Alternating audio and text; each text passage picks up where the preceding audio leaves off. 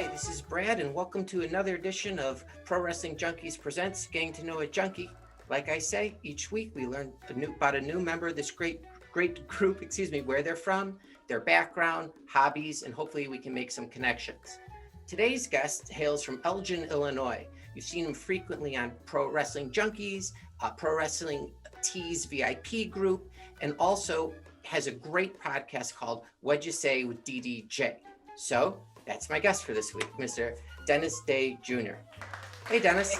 Hey, Brad. How's it going? Real quick, I'm actually South Elgin, Illinois. So. South Elgin. Okay. I have one of my best friends lives in Sleepy Hollow. Is that actually part of Elgin? I think it's in the vicinity. I think it's close. I don't know exactly how close though.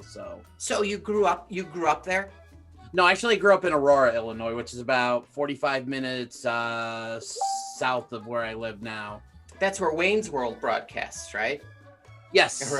Although the Aurora, Illinois and Wayne's World, it was way different than the Aurora, Illinois I grew up in. Oh, okay. So how long were you in Aurora before you moved to Elgin? I was from basically the time I was born, which was the year I was born, which was 1980 to March 1st of 2013 when I moved into South Elgin, when I moved into with the woman that is now my wife. Well, that worked out perfectly. Did you move into her place? Yes. The house she that we live in now, she had for just about a year around the time that I moved in. Okay, so you didn't feel like it was just completely hers because it was kind of new. Right, yes. She, like I said, she bought the house. She'd been wanting me to move in with her for a while. I just had to wait to get someone lined up at my old place because the place I was living in at the time, actually, my parents rented out to me. So. Oh, nice. And you have a little boy? Yes, my son, his name is Matthew, and he's 5 years old. And is that a lot of fun at that age?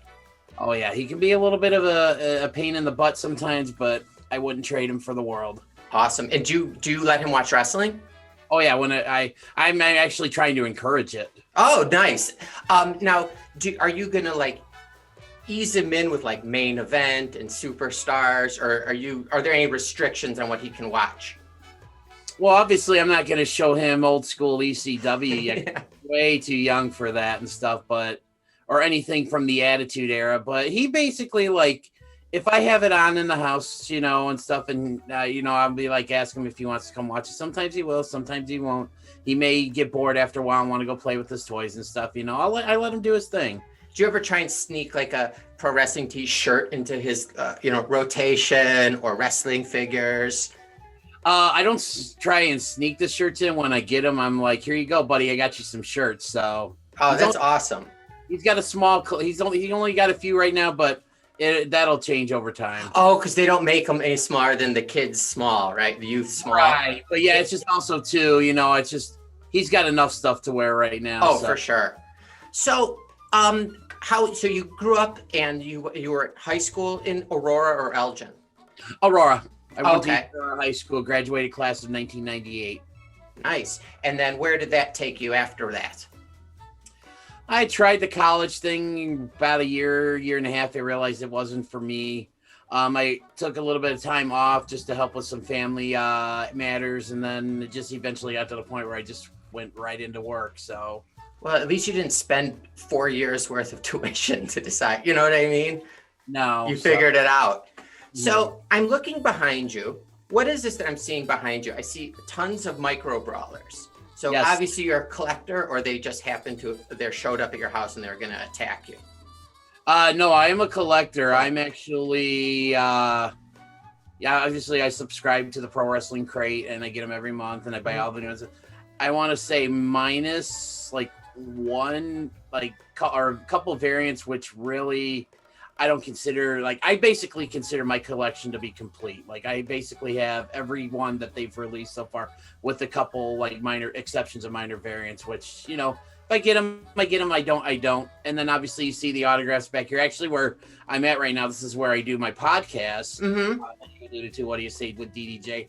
And what you see behind me are autographs of my top 10 favorite wrestlers of all time. Hold on, let me see if I can see. So you have Lex Luger. You have two Lex Lugers.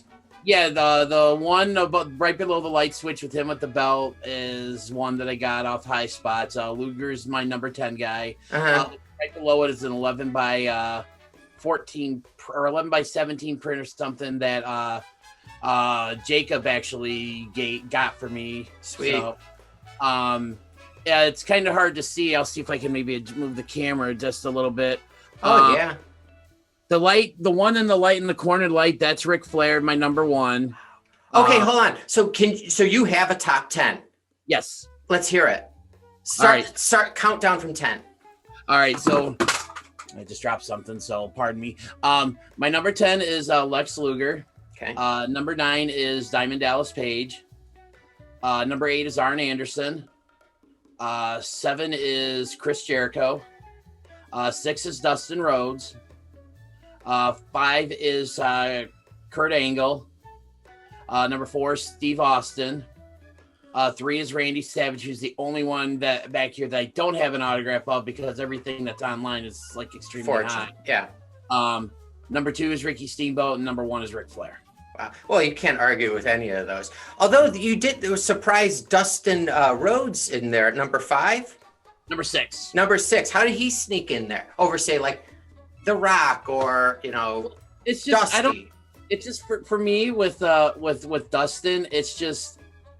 It's because I was a huge fan of his natural character in the early 90s WCW. Like, one of my all-time favorite moments was when he came out for a match. It was supposed to be his partner was supposed to be Barry Windham against Arn Anderson and Larry Zbyszko for the WCW tag team titles. Windham was hurt, so they brought in Ricky Steamboat as a surprise replacement. And when they won the belts, that was like one of my the early favorite moments as a kid, because the crowd was going crazy and they were just jumping in the ring and just so happy. And just over the years, Dustin's just a really good wrestler. And then you go into his Gold Dust days, which just for when he debuted, that character was really ahead of its time and revolutionary character. And over the years, he would went back to WCW for like a run towards the end of WCW days. Then he went to TNA / Impact for a little while, and then bounced back and had stints in WWF here and then just what he's been doing in AEW just at the age of 50 is just nothing short of amazing. I mean, the match he had with Cody Rhodes last year at Double or Nothing was probably the best match I saw that year. The longevity is insane, and it doesn't look like he's slowing down or getting rusty at all. He's adapted all these years, his characters. It's actually, it's amazing. And if anything, he's better than ever because he's doing Code Red, just Canadian Destroyers and stuff. He's actually added more to his repertoire, which just for someone at that age to be doing it, is really. And then also too, I'm a big fan about the man behind the character. And for him to overcome all the demons he had over the years and stuff, is it's just really remarkable. Yeah, I agree. So do you have any other hobbies? I'm a big movie person. I have probably between 350 and 400 movies on Blu-ray. Wow. Yeah, so that's kind of like my other real big passion is like I said, is our movies. So I remember on Sundays in the Tribune or the Sun Times, there'd be the insert for Best Buy with all, before internet was huge, with all the new movies that were coming out on Tuesday. And so I was always there really early to get new movies that came out or wrestling DVDs, but I recently sold everything. It was even better because for a while I actually used to work for Best Buy, so I got decent deals and on movies and stuff like that. So. How many movies do you think you got out of working for Best Buy? Oh God, I hundreds. Yeah, at least so. Yeah, I'd probably say a good at least half to maybe 2/3 of what I own. Maybe I probably acquired for. I used to have a lot more, but kind of like you, I downsized a little bit and stuff, But I go strictly Blu-ray now. If a movie's out on Blu-ray, I get it on Blu-ray. I mean, I still buy DVDs, but most of the time it's just wrestling DVDs because they don't really do wrestling Blu-rays anymore. So. Yeah. So, hon, so are you still buy wrestling DVDs, even though it might be on like the network? Well, not so much WWE stuff because again, that's on the network. Yeah. Lately, I've actually been getting into like Ring of Honor. Like I'm talking like 2000, like mid 2010s, right around the time like when the Bucks were there, Cody, you know, basically when the Elite was there. That's kind of what I'm getting into. So I've been buying you know, getting a lot of them through like high spots auctions and you know just looking online and stuff. So, but like because I'm also really getting into guys like you know Kyle O'Reilly and you know Bobby Fish for guys of the Undisputed Era. So I kind of like to have something to kind of go back and watch some of their earlier stuff that maybe I may have missed out on or want to relive. Yeah, you know, Ring of Honor always has like good sales on their DVDs, and they're like compilation DVDs. They always do a good job with those. Right. Okay. Oh, you know, let me ask this before I move on. Do you ever get any grief for buying T-shirts from your lady? Yeah, you know, I mean, not as much as I used to, but I mean, it's just, I mean, I still pay my half of the bills. You know, I take my half of the mortgage. You know, I, and that's the thing. Like, so that's kind of why it's not as much of an issue anymore because I'm still taking care of my end of the deal when it comes to. And it's also good for your soul. Like I love getting like a package, you know, of shirts. It like makes you feel good. Oh yeah, it's like getting a Christmas present. Yeah, exactly. Okay, first wrestling memory. The first wrestling memory that I have in terms of like something that actually happened on wrestling or whatever when you like when it came onto your radar. Okay, so what came onto my radar was back when I was, you know, little. My grandpa, who was the one that got me into wrestling, would have it on TV a lot of times when we would go down we would go visit him. He used to live by me, not even like 5-10 minutes from my house, so it wasn't like he lived far away. So we'd go down there, you know, and I would just sit on the couch as he'd watch it, and I'd watch it here and there, and it just eventually over time it kind of grew on me. The curiosity got me, and then all of a sudden, next thing you know, I get there with it and stuff, you know, and then it kind of became our thing. Like when he would always get the pay-per-views, and I would always go over there and watch with him, and that was kind of like our thing together. Now, the first big like moment in wrestling that I remember like happening was at WrestleMania 7 after Randy Savage lost the Ultimate Warrior in the career versus career match. He got beat up by Sherry, and then Miss Elizabeth, who was sitting in the crowd, jumped out over the guardrail, threw Sherry out of the ring, and, they reunited. And so that was like the first big thing I remember seeing. And I judging by the crowd was like just going crazy over it. It was big, but really kind of as I started getting into wrestling and really understanding how just big Randy and Liz were together. And like, it makes me even appreciate that moment even more. Yeah. Do you ever watch the that doc they have on him on WWE Network? I mean, it came out on DVD a while ago, but yeah. And actually, I would say I actually own. Those are really, I think, the only WWE DVDs I have, or the 3 set ones documentaries they did. They had the one, I think, before right around the time I think it was about a year or so before he died, and then they came out with the one like right after he died, which was like an actual documentary with a few matches.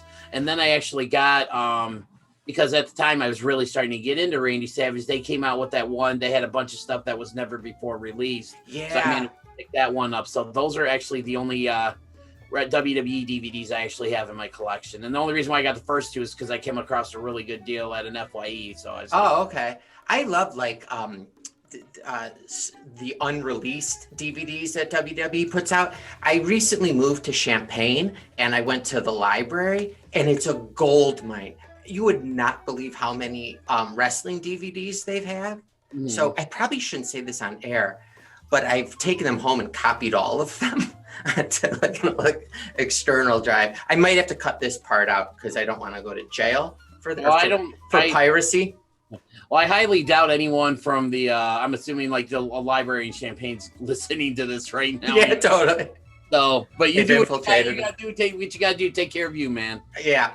Okay. So you got to watch wrestling with your grandfather. Is that like a nice warm memory of like what you had with him? Absolutely. Because and to this day, it's still kind of like whenever I watch, it makes me think of him because that was our thing.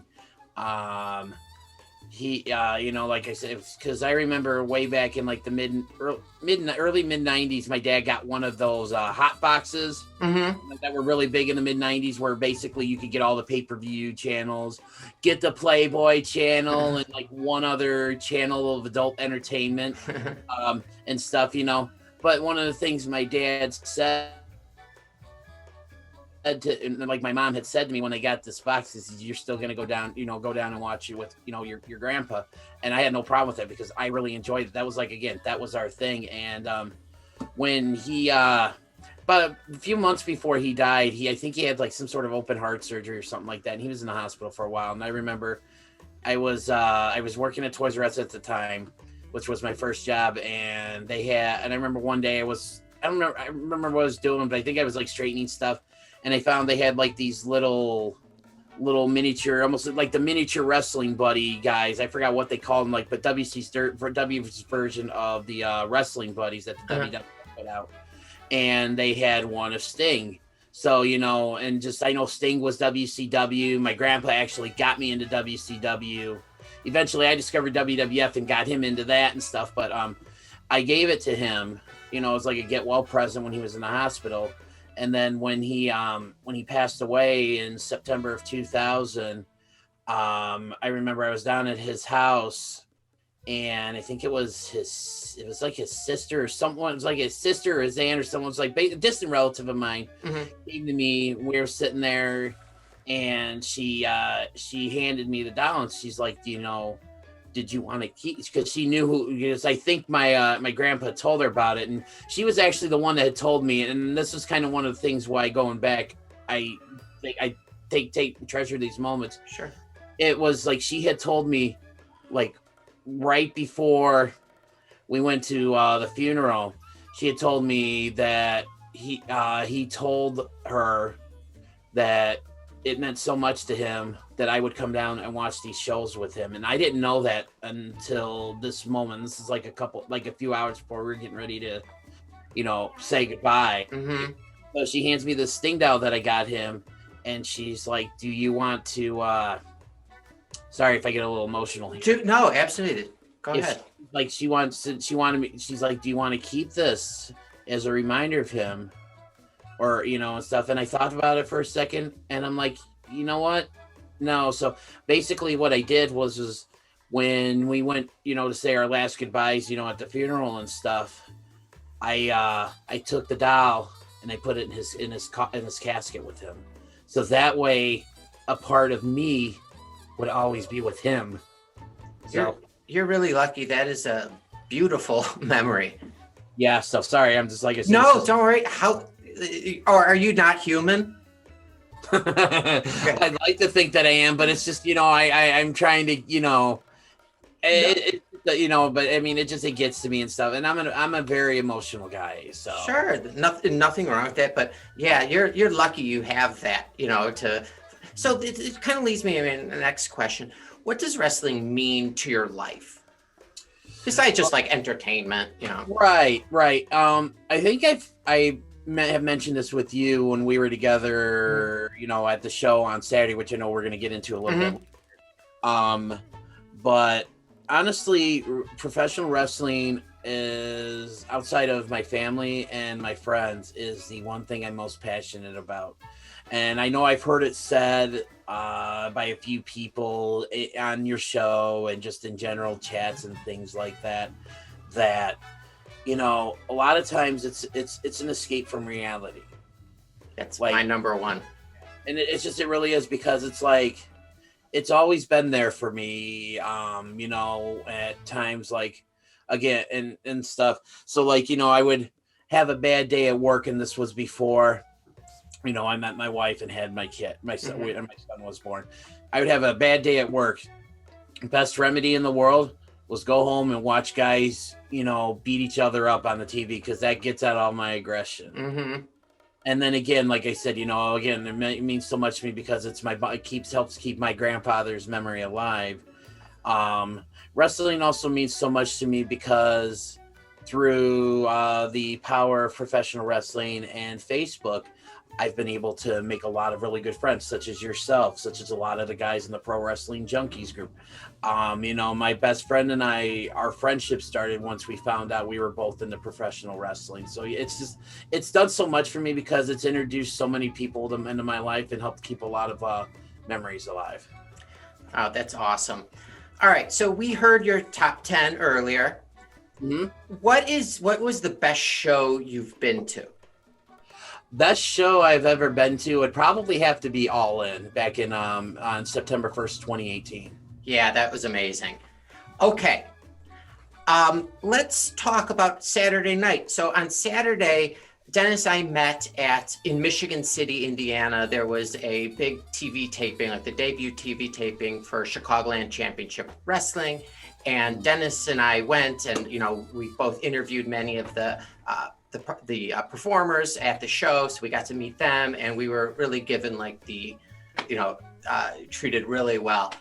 What were your thoughts about that night? Well, from the moment that we first met John Bullard, who runs Chicagoland Championship Wrestling, first words out of his mouth were, "It's finally nice to meet you in person. Thank you so much for your support." I think I said to you, and then eventually I said to him later that night, I said, the way that he, along with all of the wrestlers that we interacted with at that show, treated us, it totally validated why I do my podcast.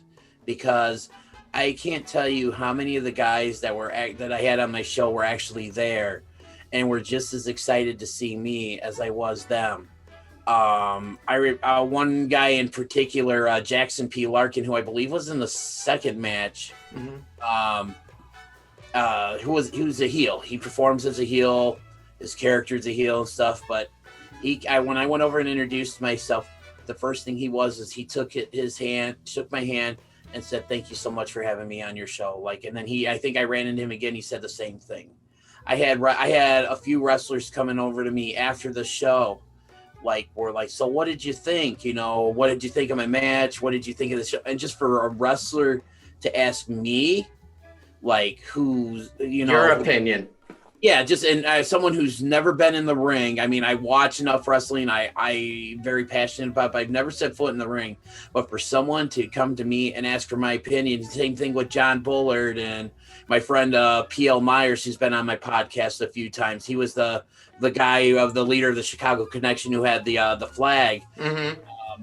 Just to ask me what I thought of the show and stuff, and just them got performers and the owner coming to me and asking me my thoughts. It just made me feel like, again, and I think I said this to you a few times at the show, it's like they made me feel like I was a big deal, and it really meant so much to me. Yeah, even for one night, to be treated like that, it's amazing. Mm-hmm. And the wrestling was fantastic. Usually, during WWE pay-per-views or something, if I go, there's always one or two matches where I go out to get a Coke or, go get, but I didn't feel like that the whole time. I don't think I used the bathroom, but I thought all the matches were really well. They had a little bit of everything. Right. What was the standout match for you? Honestly, I want to say that, well, for me, I want to say it was that main event because, I was shocked because I think you and I were both rooting for Garrison Creed in that match. And I think a lot of people were, because I think I even mentioned this to him after the show, is because he had asked me what I thought. And I said, well, I was kind of, saddened that you lost. You were the first one out. And he said, he even made a comment that it seemed like so was a lot of people, because I don't know if you remember it or not, but there was a lot of I think there was a real audible gasp when he was. Oh, yeah. I mean, I thought he would definitely be in the final two. Mm-hmm. If not, I kind of expected him to win. Right. And I was rooting for them. But you know what, though? The story that they ended up telling with Chris Logan winning the title And then what John had said after the match, which I don't know if that's going to be on, the when it premieres on Amazon Prime.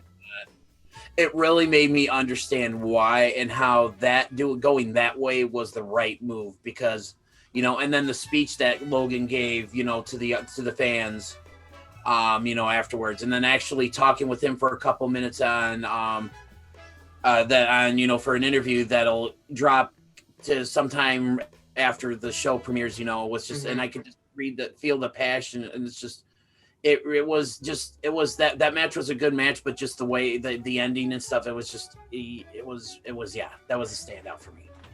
What I was impressed with was, and I thought it was really cool, the Youth Gone Wild, their little tribute to Road Warriors. Yes, and I'm sorry, I don't mean to cut you off. No, go ahead. Being a big Road Warriors fan and actually being lucky enough to have been able to meet, Hawk and Animal and Paul Ellering, it really, meant a lot to me as a fan, because I took it really hard when Hawk died, because he was so sudden, and it was and young. And then, and then when Animal just suddenly dying, all this, and I cried that morning. I cried while I was in the car driving and stuff. And I remember talking to Tom Heisman, who was the one that was wearing the Road Warrior Animal shirt. Who, I think he had the Hawk face paint on and stuff.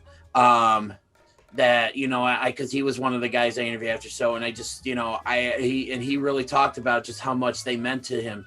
So yeah, just that was just a beautiful tribute. And so yeah, it was I wish the next show wasn't so far from now, but it gives us something to look forward to, Right. All right.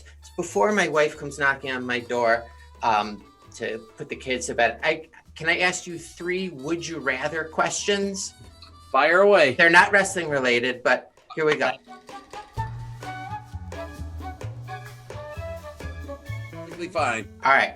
Would you rather have fur or scales? Fur. Okay. Because it'll keep me warm when it's cold. Totally. Okay. Would you rather be a centaur or a merman? Ooh, centaur or a merman? I'm gonna. That's a good one. I'm gonna go with merman, because I think they would live longer than a centaur. Oh, that was a really good answer. All right, last one. Would you rather have maple syrup as sweat or spaghetti as hair? Spaghetti as hair, because I am not a big fan of maple syrup. Yeah, it would be a mess too. Yeah, so, and I wouldn't have to worry about paying for haircuts, because I would just eat my hair. Yeah, totally. You just trim it like a goat. Yep. All right, Dennis, thank you so much for coming on. And everyone, go out and listen to What'd You Say with DDJ, Dennis's podcast. It's fantastic. Dennis, where can people access the podcast from? My podcast, What Do You Say with DDJ, drops every Monday at midnight.